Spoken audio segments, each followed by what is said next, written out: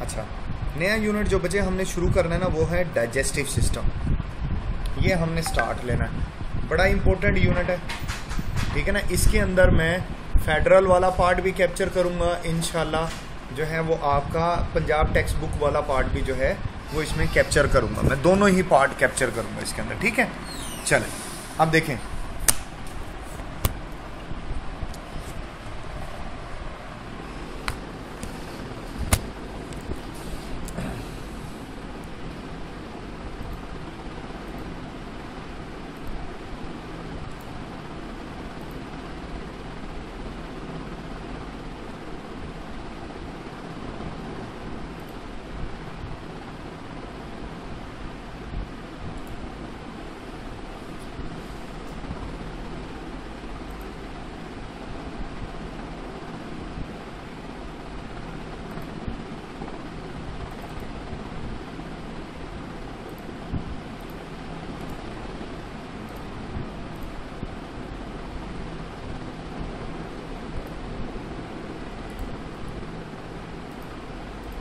जी देखें,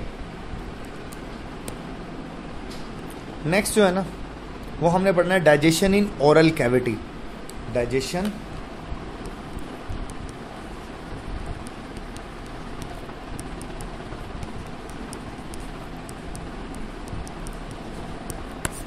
oral cavity. देखो बेटा, हमारी जो खुराक की नाली होती है ना, ये आपने बात याद रखनी है, हमारी खुराक की नाली अप्रोक्सीमेटली जो जीआईटी ट्रैक्ट होती है ना, ये अप्रोक्सीमेटली 9 मीटर होती है, 9 मीटर की होती है। ये तकरीबन 30 फुट बनती है।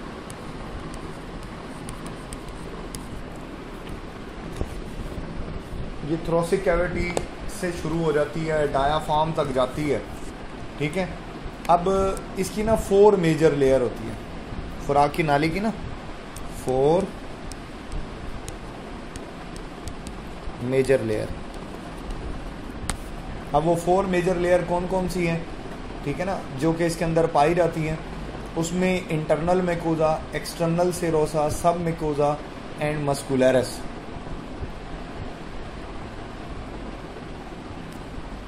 सबसे बाहर होती है सेरोसा, सबसे बाहर।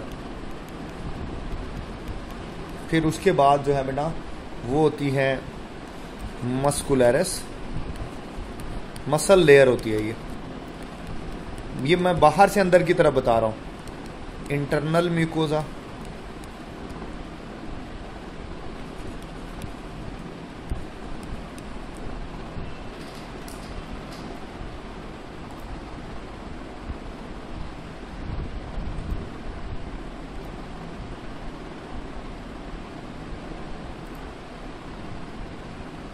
ठीक है ना, इंटरनल म्यूकोसा। इसके अलावा बेटे एक्सटर्नल म्यूकोसा ये पाए जाते हैं। अच्छा, फिर मैं बात कर रहा था ओरल कैविटी की। तो जो ओरल कैविटी है उसके अंदर भी कुछ चीज़ें जो हैं वो आपको पता होनी चाहिए। वो चीज़ें कौन कौन सी हैं वो भी मैं 1 बाय 1 बता देता हूँ आपको। देखें, नंबर 1, हमारी जो ओरल कैविटी होती है ना, इसके अंदर ना हमारी टंग के ऊपर ना कुछ प्रोजेक्शंस होते हैं। उस प्रोजेक्शंस को जो है बेटा पेपिलाई कहा जाता है। टंग होती है ना, उस पे जो प्रोजेक्शन होते हैं ना, उनको क्या कहा जाता है? पेपिलाई। उंगली की तरह के होते हैं, छोटे छोटे बारीक। आप देखो ना हमारी ज़बान स्मूथ नहीं है, पेपिलाई होते हैं। इसके अलावा टंग के अंदर टेस्ट बर्ड्स होते हैं। तो हम एक एक पार्ट को पकड़ेंगे, उसके बारे में पढ़ लेंगे। टेस्ट बर्ड्स होते हैं। अच्छा, फिर हमारा तालू की हड्डी जो होती है ना, तालू, उसको प्लेट बोला जाता है, पैलेट। ये 2 तरह की होती है, सॉफ्ट पैलेट होती है, हार्ड पैलेट होती है। जो फ्रंट पार्ट है ये बैक पार्ट है, ये फ्रंट पार्ट है, यानी मुंह के अगले हिस्से में ये बैक पार्ट होती है सॉफ्ट वाली, ठीक है ना। ये सॉफ्ट पैलेट स्वेल्विंग के दौरान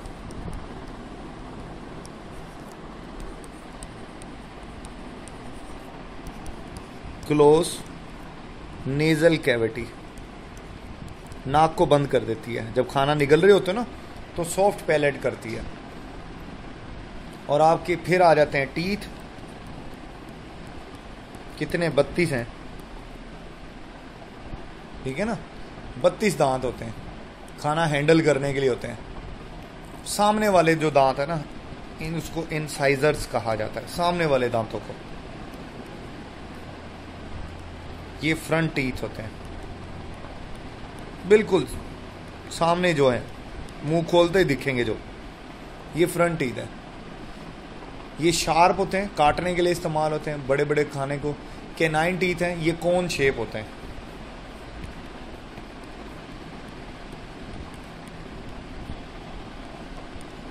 ऊपर से नोकीले,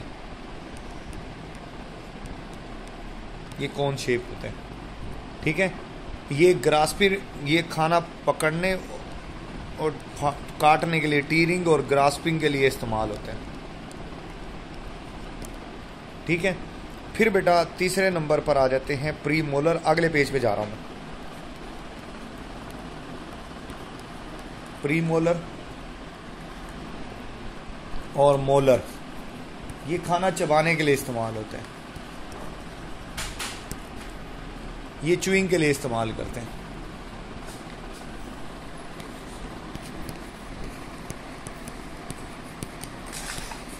ग्राइंडिंग में इनका इस्तेमाल होता है, खाना चबाते हैं, ठीक है। फिर इसके अलावा आपके पास सलेवरी ग्लैंड है मुंह में ना,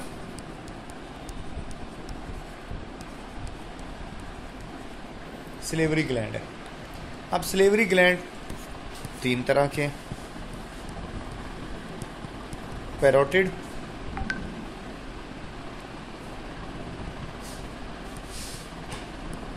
सब मैंडिबुलर, जबड़े के नीचे, ठीक हो गया। इसी तरह होता है बेटे सब लिंगुअल ग्लैंड होते हैं। इसके अलावा सलाइवरी ग्लैंड जो है ना, सलाइवा में कुछ एक एंजाइम भी होता है, उसका नाम है अमाइलेज, या जिसको पेटाइलिन भी कहा जाता है। ये क्या करता है, ग्लाइकोजन को प्लस स्टार्च को ये कन्वर्ट कर देता है माल्टोज में। ये आपने याद रखना है, ठीक हो गया। ये उसमें कन्वर्ट कर देगा। अच्छा, ये पॉलीसेकेराइड को मतलब डाइसेकेराइड में बदलता है। अच्छा, इसके अलावा जो फ्रेश सलाइवा होता है उसकी पीएच होती है 8, वो कार्बन डाइऑक्साइड को रिलीज कर देती है और उसकी पीएच जो हो जाती है ना वो 6 हो जाती है। ये बात भी आपने अपने जहन में याद रखनी है, ठीक हो गया। चल, अब ना केमिकल और मैकेनिकल दोनों तरह की डाइजेशन होती है, केमिकल भी होती है, मैकेनिकल भी होती है। मैकेनिकल तो ये केमिकल डाइजेशन है,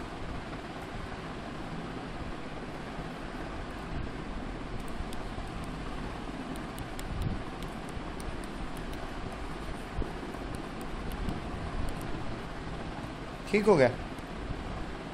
और ये जो कहाँ गए, ये जो ग्राइंडिंग करेंगे, ये जो ग्राइंडिंग हो रही ये मैकेनिकल है।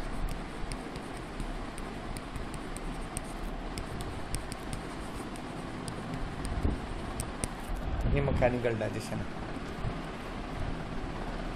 अच्छा, 3 to 5% जो कार्बोहाइड्रेट होती है ना,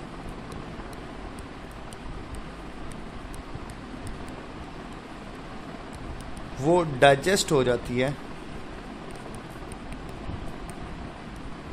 ओरल कैविटी में, ठीक है ना, 3 to 5%।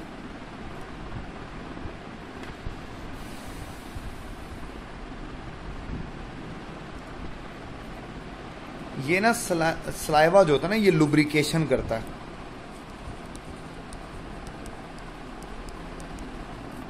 बेसिकली सलाइवा में एक होता है म्यूसिन, ये ग्लाइकोप्रोटीन होती है म्यूसिन, ये इसमें ये प्रॉपर्टी है।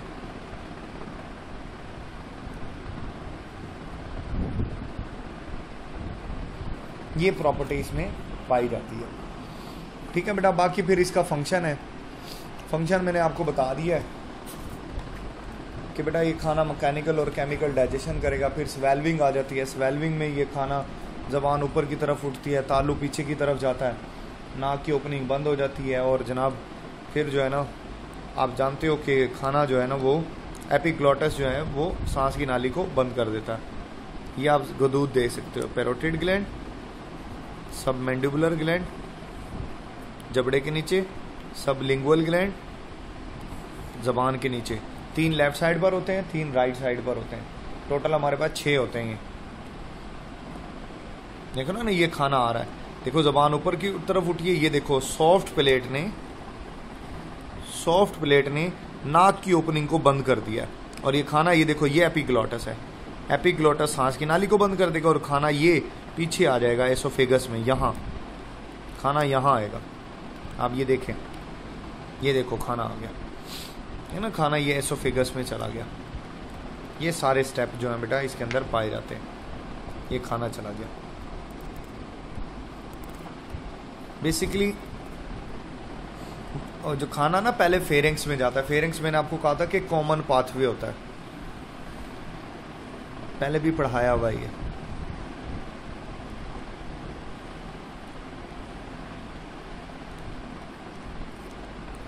ये वाला हिस्सा नाक वाला, ये नोज वाला हिस्सा होता है, इसके सामने जो होता है ना उसको बोलते हैं नेजोफेरिंग्स। मुंह के सामने वाला ओरोफेरिंक्स, और ये वाला गले के सामने वाला लेरेंजोफेरिंक्स है।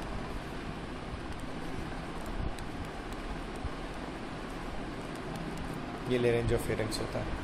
ठीक हो गया। अच्छा, फिर इनमें ना ये पेरिस्टाल्सिस पैदा होते हैं, ना सर्कुलर और लॉन्गिट्यूडनल मसल्स होते हैं, सर्कुलर और लॉन्गिट्यूडनल मसल्स होते हैं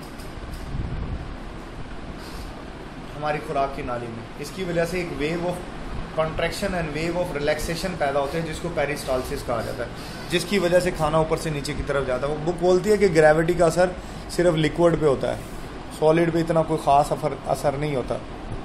सॉलिड को मूव करवाना है तो वो सिर्फ पेरिस्टाल्सिस से मूव कर सकता है। ये अगर उल्ट चल पड़े ना, एंटी पेरिस्टाल्सिस हो जाए, तो फिर बेटे खाना जो है ना वो वापस मुंह से बाहर भी निकल सकता है, उल्टी की सूरत में, वॉमिटिंग की शक्ल में ऐसा होता है। ठीक हो गया। चले, उसके बाद डाइजेशन इन स्टमक, जैसे बताया ना कि सबसे बाहर वाली लेयर सेरोसा होती है, दरमियान वाली लेयर मस्कुलरस होती है, अंदर वाली लेयर जो है ना ये म्यूकस लेयर कहलाती है या ग्लैंडुलर लेयर है।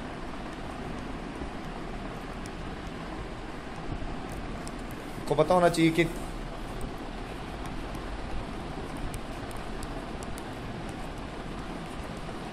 ग्लैंडुलर लेयर में ना 3 तरह के होते हैं सेल।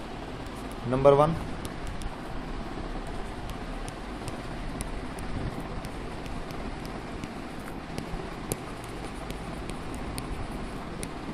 म्यूकस प्रोड्यूस करते हैं।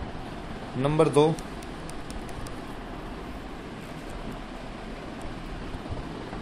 इसमें पेराइटल या ऑक्सेंटिक सेल होते हैं, ये HCl पैदा करते हैं। चीफ सेल या जाइमोजेन सेल होते हैं, ये जो है ना बेटे पैदा करते हैं पेप्सिनोजिन पैदा करते हैं।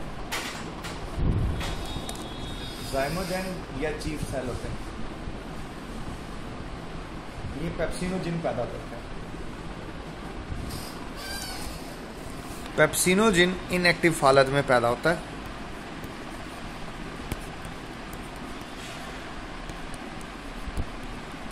HCl इसको एक्टिव करेगा।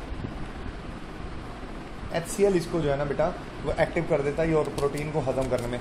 ये वाला जो है ना कार्डियक रीजन होता है, तो इसको कार्डियक स्फिंक्टर कहते हैं, ये वाला। और ये होता है पाइलोरिक स्फिंक्टर।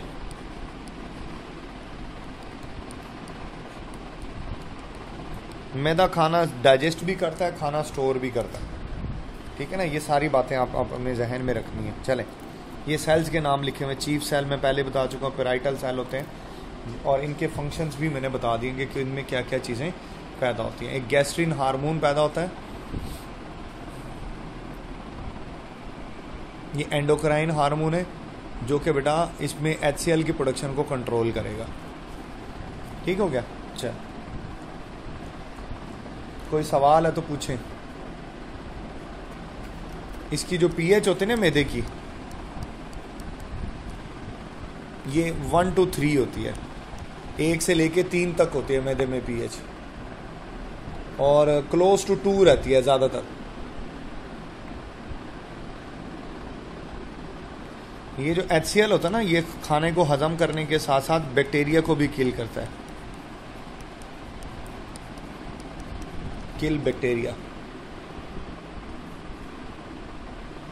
अच्छा, ये सारे एसिड बनेंगे ना, एसिड, पेप्सिनोजिन, ये सारे मिलके बनाते हैं गैस्ट्रिक जूस।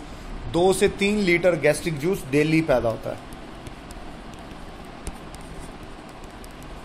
ग्लैंडुलर लेयर जो है ना, वो जो पेप्सिनोजिन, HCl, ये सारे जो एंजाइम और ये सब कुछ मिलके जो बनाते हैं ना, गैस्ट्रिक जूस बनाते हैं।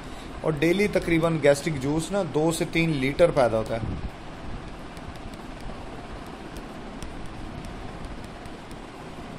डेली गैस्ट्रिक जूस पैदा हो रहा है 2 से 3 लीटर।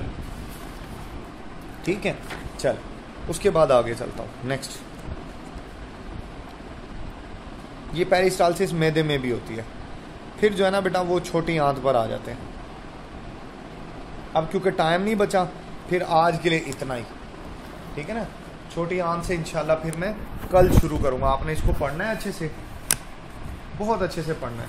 कल इंशाल्लाह यहीं से आगे जो है बेटा वो मैं फिर आपके लिए शुरू कर दूँगा।